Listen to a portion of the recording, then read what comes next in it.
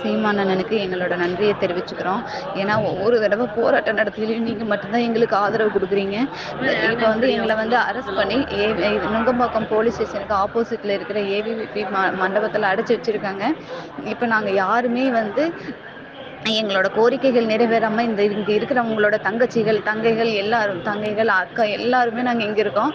எங்களோட கோரிக்கைகள் நிறைவேறலைன்னா நாங்கள் யாருமே உயிரோட வீட்டுக்கு போக மாட்டோம். அப்படியே இங்கேயே தற்கொலை பண்ணிக்குவோம். உங்களோட ஆதரவு எங்களுக்கு கண்டிப்பாக தேவைங்கன்னா, ஏன்னா எங்களோட உரிமையை கேட்கறது கூட இந்த நாட்டில் உரிமை இல்லைன்னா அப்போ நாங்களாம் இருந்து என்ன பிரயோஜனம்? நாங்கள் யாருமே உயிரோட இருக்க மாட்டோம். நாங்கள் இங்கேயே எல்லாம் தற்கொலை பண்ணிக்குவோம். சென்னையிலேயே அங்கேயே தற்கொலை பண்ணிட்டு நாங்கள் இங்கேயே சாகுறோம்.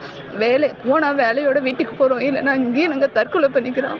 சற்று முன் நான் சீமானா அவர்களுக்கு நன்றி தெரிவித்து கண்ணீரோடு பேசிய ஆசிரியர்கள் போராட்டம் நடத்திக்கிட்டு இருக்காங்க அப்படிங்கிற நிகழ்வு தமிழ்நாடு முழுக்க ஒரு மிகப்பெரிய எழுச்சியாக தெரிய வேண்டிய ஒரு சம்பவம். ஆனால் அந்த நிகழ்வு அந்த அளவுக்கு பெருசாக தெரியல. அதற்கான காரணம் ஊடக வெளிச்சம் இல்லை. ஊடக வெளிச்சம் ஏன் இதில் படலை அப்படிங்கிறதுக்கான காரணம், அங்கே பெரும் அளவுக்கு எந்த அரசியல் தலைவர்களும் வருவது கிடையாது.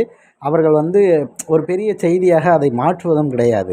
ஆனால் அப்படி செய்யக்கூடிய அண்ணன் சீமான் அவர்களுடைய செய்தி அவர் வந்த பிறகு எல்லா இடங்களிலும் முடிஞ்ச அளவுக்கு சென்றடைந்தது. ஆனாலும் கூட பெருமளவுக்கு அது போகவே இல்லை. அதனால் 2 தினங்களாக அங்கே இருக்க ஆசிரியர்களை எப்படியாவது அப்புறப்படுத்திடணும்னு நினச்சிக்கிட்டு இருந்த இந்த திமுக அரசு இன்றைய தினம் வந்து பார்த்திங்கன்னா போட்டு பொழந்த அத்தனை பேரையும் பேருந்துகளில் தரன்னு இழுத்து கொண்டு போய் போடுறாங்க. ஒரு சமுதாய கூடத்தில் அடைச்சி வைக்கிறாங்க. அவங்க ஏதாவது என்ன குற்றம் செஞ்சாங்கன்னே தெரியல. இந்த மாதிரியான ஒரு நிகழ்வை பார்க்கும்போது நீங்கள் இப்போ இந்த காணொலி துணுக்குகளில் சின்னதாக பார்க்குற அந்த புகைப்படங்கள்லாம் நிஜமாகவே நடந்துக்கிட்டு இருந்ததா எப்படி இருக்குன்னு யோசிச்சு பாருங்கள். அங்கே இருக்கிறவங்களுடைய வலி எப்படி இருக்கும்? குழந்தைகளோட பலரும் இருந்தாங்க. அந்த குழந்தைகள் கண்கள் முன்னாடியே அந்த மாதிரி தரன்னு அவங்களுடைய அம்மாவை இழுத்துட்டு போகிறது, அவங்க அப்பாவை பிடிச்சி இழுக்கிறது அப்படிங்கிற விஷயங்கள்லாம் நடக்கிறத என்ன கணக்கில் கொண்டு வர்றதுன்னு தெரில. இந்த வாடகை வாய்கள் நிறைய பேர் வந்து தெரிஞ்சுக்கிட்டு இருப்பாங்க, இந்த திராவிட ஆதரவாளர்கள். அவங்கெல்லாம் இதுக்கு என்ன பதில் சொல்லுவாங்க? ஒரு பையன் கூட மக்களுக்கு தேவையான எந்த பிரச்சனையிலுமே வந்து இறங்க மாட்டேங்கிறான். ஆனால் சீமான் அவர்கள் ஏதாவது ஒன்று பேசிட்டாலோ, சீமான் அவர்கள் வந்து கொஞ்சம் அந்த அவருடைய வேலைகளில் ஒரு பகுதி நின்று பேச முடியாத பல என்ன பண்ணுறது, கோவத்தில் ஏதாவது வார்த்தை வந்து நிறுத்தி பேச வேண்டியதாக இருக்குது. அந்த எவனுமே பண்ணாத ஆட்கள் எல்லாம் அவர் குடிச்சிட்டு வந்து பேசுகிறாரு. பார்த்தீங்களா, இன்றைக்கி போதை அதிகமாக இருக்குன்னு கேலி கிண்டல் பண்ணுறது, திமிரு பிடிச்ச நாய்ங்க. ஒரு ஆட்கள் வந்து மக்களுக்கான போராட்டத்தில் இறங்கி நிற்கிறது கிடையாது. அவர்களுக்கு என்ன தேவைன்னு காது கொடுத்து கேட்குறது கிடையாது.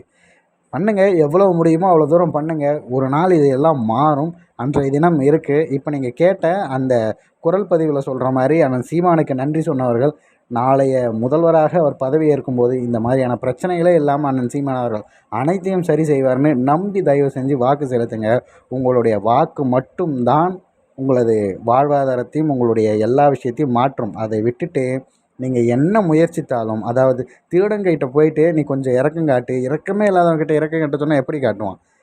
அது பதிவு பண்ணுறதுன்றதுக்காகத்தான் இந்த காணொலி. தயவுசெய்து ஆசிரியர்கள் மட்டுமல்லாமல் இந்த நிகழ்வை பார்த்து கொண்ட ஒவ்வொரு பொதுமக்களும் புரிஞ்சுக்கணும். நாளைக்கு உங்களுடைய வேலைகளுக்கோ உங்களுக்கோ எந்த பிரச்சனைனாலும் கூட இதே மாதிரி தான் இந்த அரசு செய்யும் அப்படிங்கிறத நல்லா புரிஞ்சுக்கங்க. காவல்துறையை ஏவல்துறையாக மாற்றி உங்களை இப்படி தான் இழுத்து கொண்டு போய் உதைக்கும்ங்கிறதையும் சேர்த்தே பதிவு செய்திருக்கிறேன். இந்த நிகழ்வு குறித்து உங்களது பார்வைகளை கமெண்ட் பாக்ஸில் சொல்லிடுங்க.